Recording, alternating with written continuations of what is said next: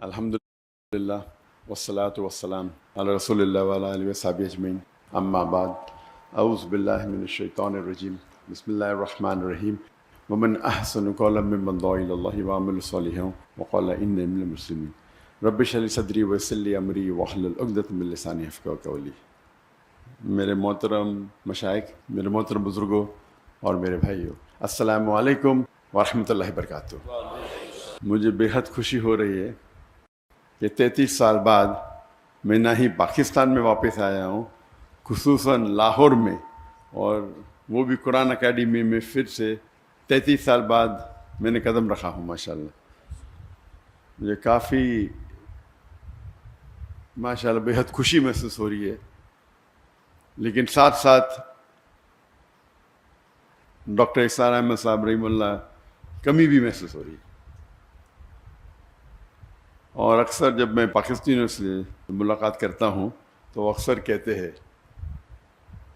کہ جب ڈاکٹر اسرار احمد صاحب زندہ تھے تو ہم نے ان کی اتنی قدر نہیں کی جتنے کرنا چاہیے، لیکن ابھی جو وہ کہتے ہیں تقریر میں، ابھی ہمیں احساس ہوتا ہے۔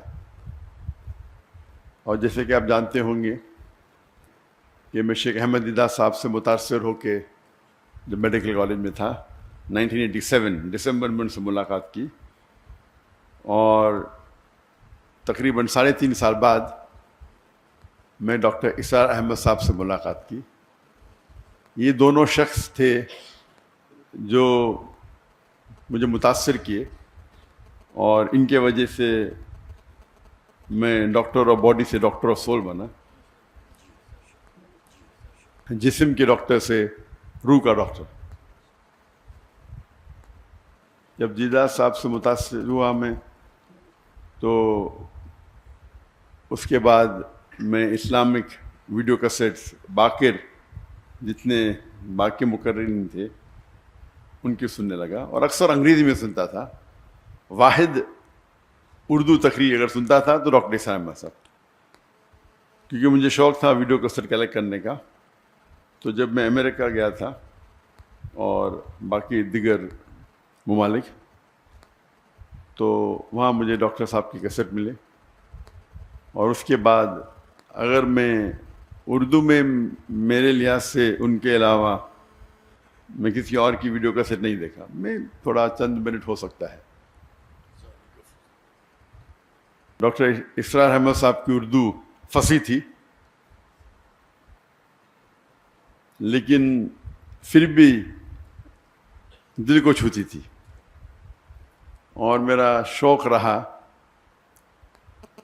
جب میں دیدہ صاحب سے متاثر ہوا، ایک شوق تھا کہ جتنے بھی علماء ہیں ان سے ملاقات کروں۔ تو شوق نے مجھے 1951 میں پاکستان لے کے آیا، اور 1991 میں قرآن اکیڈمی آیا اور ڈاکٹر اسرار احمد صاحب سے ملا۔ اور جب انہوں نے مجھے پوچھا بیٹا آپ پاکستان کیوں آئے، تو میں نے کہا کہ یہاں اسلامک ادارے ہے، آپ سے ملنے آیا اور اسلامک ادارے کو دیکھنے کے لیے آیا۔ تو انہوں نے کہا پاکستان میں ادارے تو بہت ملیں گے لیکن اسلام نہیں ملے گا۔ تقریر کے پہلے کہنا چاہتا ہوں کہ آپ جانتے ہیں کہ میری تعلیم انگریزی میں ہوئی ہے، تو اور اردو پہ مہارت نہیں ہے، تو ظاہر ہے کہ اگر اس میں کچھ غلطیاں ہوں گی تو اسے آپ نظر انداز کیجیے۔ اور خصوصاً آپ ڈاکٹر اسرار احمد صاحب رحمہ اللہ کو سنتے ہیں تو میری اردو تو ایک دم اپوزٹ، ایکسٹریم۔ تو جب یہاں ان سے ملاقات کی، گفتگو تو کئی ہوئی، لیکن سب سے جو اہم مدعا تھا، انہوں نے پوچھا کہ اور میں MBBS سے فارغ ہوا تھا اور میں انٹرنشپ کر رہا تھا۔ انٹرنشپ کرنا ضروری 1 سال کے لیے، 4.5 سال کی پڑھائی ہوتی ہے، 1 سال کا انٹرنشپ تھا۔ اس ٹائم میں پاکستان چند ہفتوں کے لیے آیا تھا۔ تو انہوں نے کہا آپ کیا کرنا چاہتے ہیں؟ تو میں نے کہا کہ میں سرجن بننا چاہتا ہوں۔ اور کیا؟ میں نے دائی، دونوں ساتھ میں کروں گا، سرجن بھی بنوں گا دائی بھی کروں گا۔ تب ڈاکٹر صاحب نے کہا کہ میں نے 7 سال کوشش کی ڈاکٹر اور دائی دونوں بننے کی، لیکن میں ناکامیاب رہا۔ اگر آپ مہارت چاہتے ہیں تو دونوں میں سے ایک چننا پڑے گا۔ اور وہ ایک نصیحت تھی جو ہو سکتا ہے میری زندگی کو بدل دی. اور جب میں واپس گیا، جب میں والدین سے کہا، پہلے ارادہ تھا کہ جب میں ماسٹرز کروں گا سرجری میں تو ہفتے میں آدھا دن چھٹی ملتی ہے، 24 آپ کو ہاسپٹل میں رہنا چاہیے. جب آدھا دن چھٹی ملیں گی اس ٹائم 2 گھنٹہ میں دعوتی کام کروں گا. ہم نے ادارہ قائم کیا تھا اسلامک ریسرچ فاؤنڈیشن 1951 میں، 1991 میں. تو میرا تصور تھا کہ ہفتے میں 2 گھنٹہ دوں گا ادارے کے لیے، باقی ٹائم میڈیکل کے لیے. والدین نے کہا نو پرابلم. پھر میں نے کہا کہ میں روز 2 گھنٹہ دینا چاہتا ہوں. پھر میرا ارادہ بدل گیا کہ میں ابھی سرجری نہیں کروں گا. سرجری میں 24 گھنٹہ رہنے پڑتا ہے. اگر میں ریڈیولوجی کروں تو 24 گھنٹہ رہنے کی ضرورت نہیں. تو میرا ذہن تبدیل ہو گیا، ریڈیولوجی کروں گا، اس کے اندر 24 گھنٹہ ہاسپٹل میں رہنے کی ضرورت نہیں. اور میں نے کہا میرے والدین سے، میرے والد بھی ڈاکٹر تھے، میرا بھائی بھی ڈاکٹر تھے، ریڈیولوجی کروں گا اور پھر روز 2 گھنٹہ دعوتی کام کروں گا. والدین نے بولا نو پرابلم، جیسے آپ کی مرضی.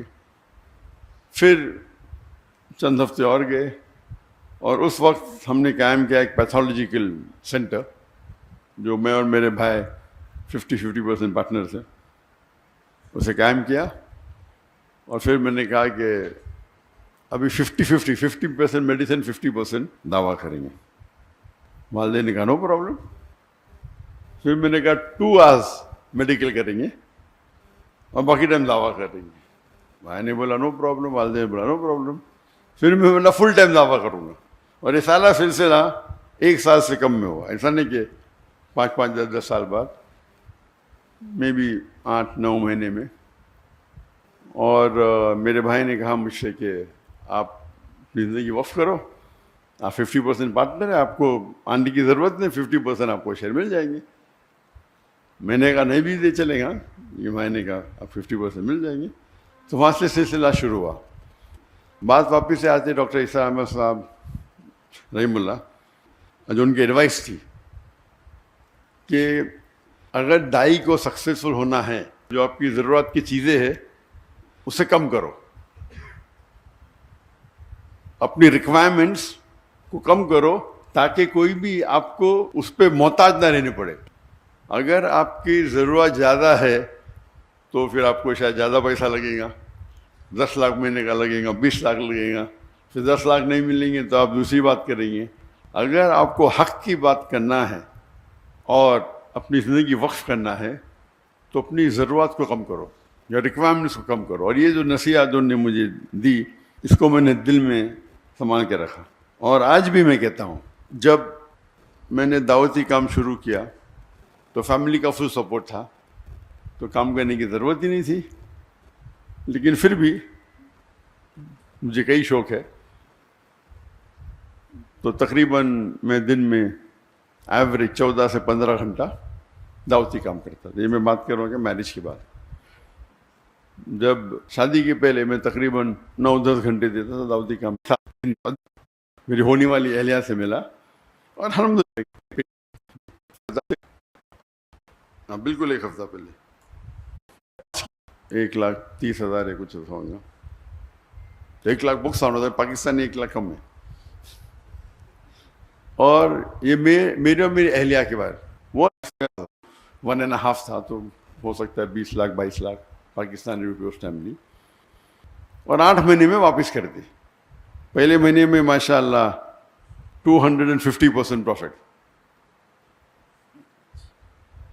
پھر اس طریقے سے اللہ نے نوازا، کئی بزنسز کیے. اب بالکل 1 ہفتہ پہلے 1 دن کم 15 سپٹمبر کو بیٹا ہوا. تو اسی لیے میری اور کی طبیعت ذرا خراب ہو گئی تو میری اہلیہ رک گئی، اور وہ انشاءاللہ آج رات کو آنے والی ہے. تو ان کے بھی پروگرام ہونے والے تھے کراچی میں، لیکن اس کو پوسٹپون کیا. جی ہاں الحمدللہ. تو کہنے کی بات ہے کہ ڈاکٹر عیسیٰ احمد صاحب رحم اللہ کہتے تھے کہ اپنی ضرورت کو کم کرو. تو آج کی تاریخ میں ہمیشہ کہتا ہوں کہ میری اور میری اہلیہ کا ریکوائرمنٹ صرف $500 ہے مہینے کا بس. میں نے آپ کے اس میں تقریب وہ الگ بات ہے کہ دعوتی کام میں جب ٹریول کرے تو میں خود پیسہ بھرتا ہوں، اس کے اندر خرچے اور ہوتے ہیں، لیکن خصوصاً پرسنل لائف کے لیے $500 کافی ہے. اللہ نے نوازا کہ میں تجارت کرنے لگا. مہینے میں تقریباً 2 یا 3 دن مطلب ایوری آلٹرنیٹ ڈے 1 گھنٹہ 2 گھنٹہ. بزنس کرنا بھی ماشاء اللہ اللہ کے رسول کی سنت ہے، اور اللہ نے بہت نوازا. فیملی کی طرف سے سپورٹ تھا.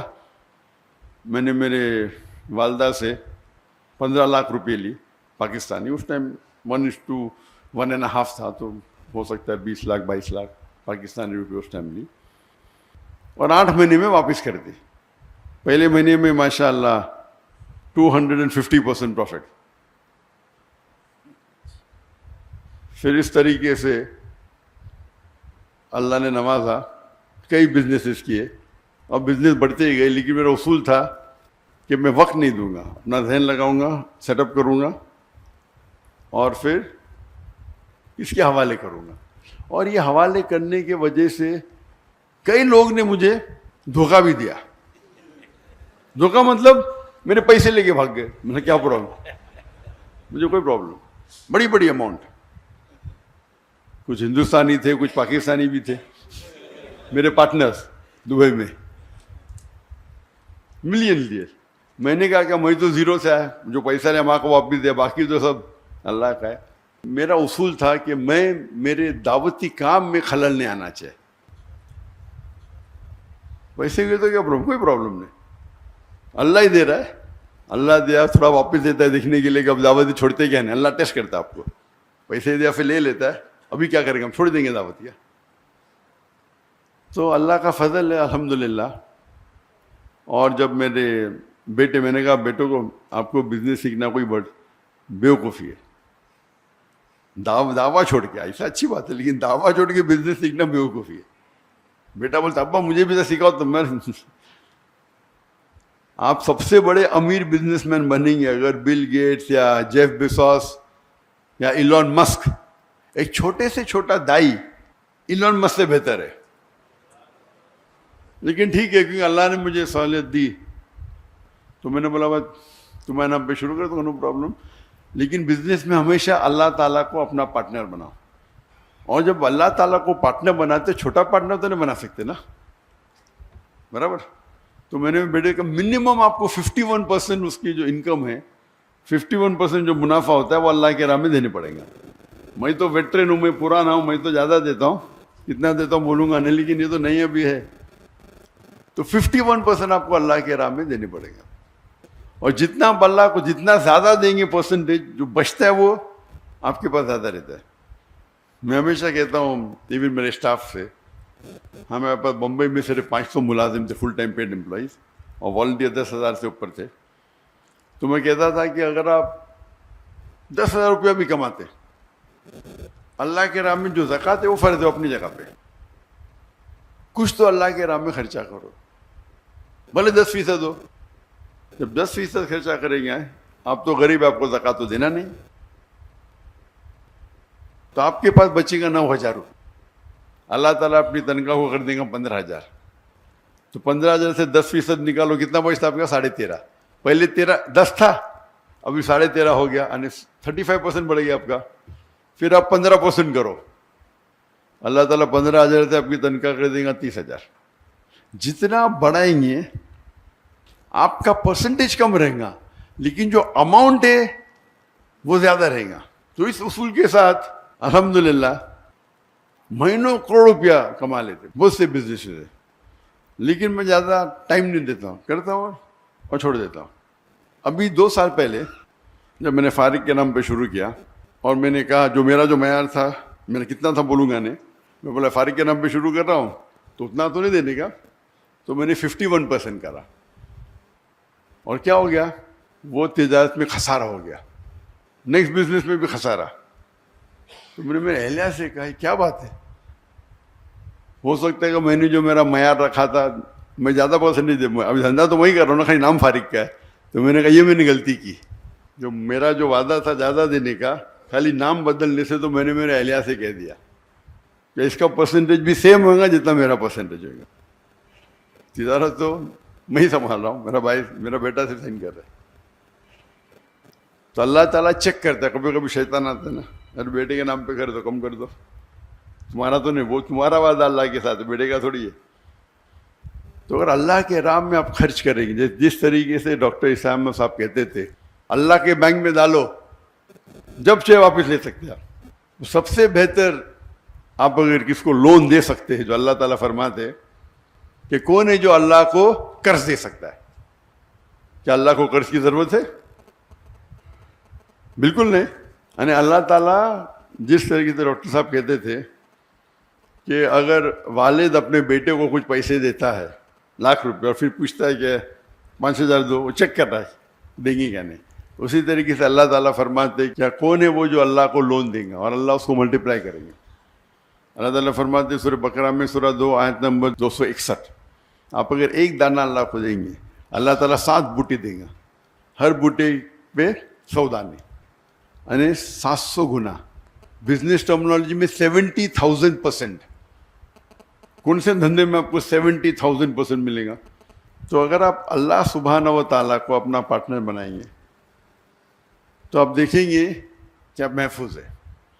وہ فرض تو 2.5% ہے، لیکن زیادہ دینا تو حرام نہیں نا، افضل ہی ہے. تو جتنا آپ زیادہ دیں گے اتنا کم ہے. یہ اللہ پہ توقع ہے. اور الحمدللہ جیسے میں جب ڈاکٹر صاحب سے ملا، میں نے شروع میں سوچا تھا کہ میڈیکل ڈاکٹر سب سے بہترین پروفیشن ہے. جس طریقے سے ڈاکٹر اسرار احمد صاحب رحمہ اللہ سوچتے تھے کہ ڈاکٹر سب سے بہترین پروفیشن ہے انسانوں کا علاج کرنا، ان نے ڈاکٹری چنا تھا نہ کہ پیسے کمانے کے لیے. اسی طریقے سے میں نے بھی چنا تھا. جب قرآن مجید کو پڑھا، اللہ تعالیٰ فرماتے جس آیت کو میں نے شروع میں تلاوت کی سورہ فصیلت چیپٹر 41 ورس 34، ومن احسن قولا ممن دعا الی اللہ وعمل صالحا قال انی من المسلمین، کہ کون شخص ہے بہتر شخص ہے لوگوں کو اللہ کی طرف بلاتا ہے، اچھے اعمال کرتا ہے اور کہتا ہے کہ میں مسلم ہوں. تو سب سے بہترین جو پروفیشن ہے وہ دائی کا. تو اسی لیے میں نے ڈاکٹری چھوڑ کے دائی بنا، اور اللہ سے امید رکھتا ہوں کہ جو بھی کچھ ہم تھوڑا کام کر رہے، جو ہمبل ایفرٹس ہمارے، وہ اللہ تعالیٰ قبول فرمائے. اللہ سے دعا کرتا ہوں کہ ہم سب کو انشاءاللہ آخرت میں جنت میں اٹھائے. وآخر دعوانا الحمد للہ رب العالمین.